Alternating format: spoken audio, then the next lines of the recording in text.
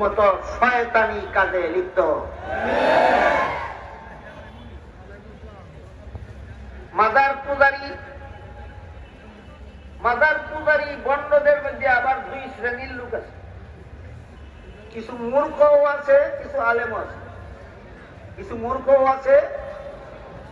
এবার বলেন তো, মাজার পূজারি বন্ডদের মধ্যে যারা আলেম আছে এরাই হক্কানি আলেম না বাতিল পন্থী? কোরআনের মূল অর্থের সাথে মিলালেই পরিষ্কার ভাবে ধরা পড়ে যায় এরা বাতিল পন্থী আলেম। হাদিসে রাসূল বলে দিয়েছেন এই দল সর্বযুগেই থাকবে। এই দুই দলের বন্ড মাদার পন্থীদের মধ্যে একদল মূর্খ আর একদল আলেম, দুই দলের দুইটা উদাহরণ শোনায়।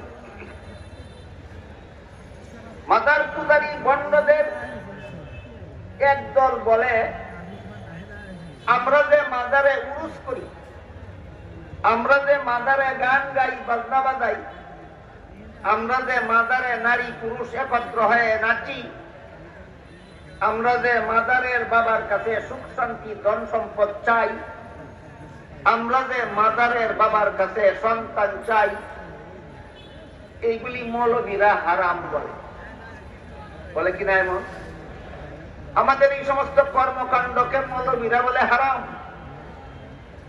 ওরা হারাম বলবে কারণ ওরা হইল শরীয়ত পন্থী, আর এই কাজগুলি শরীয়তে হারাম ঠিকই আছে।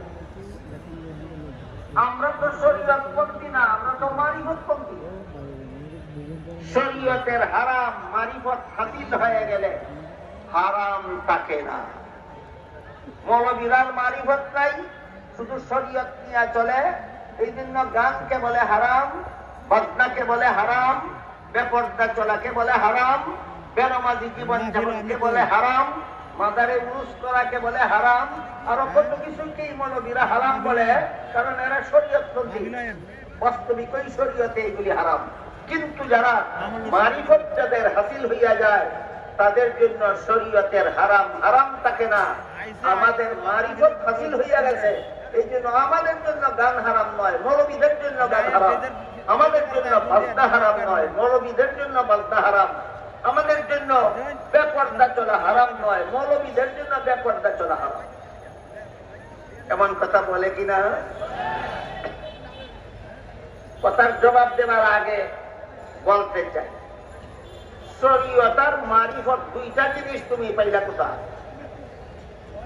শরীয়ত আল্লাহর বিধান আর মারিফত কার বিধান? মারিফত কার বিধান? আল্লাহর বিধান।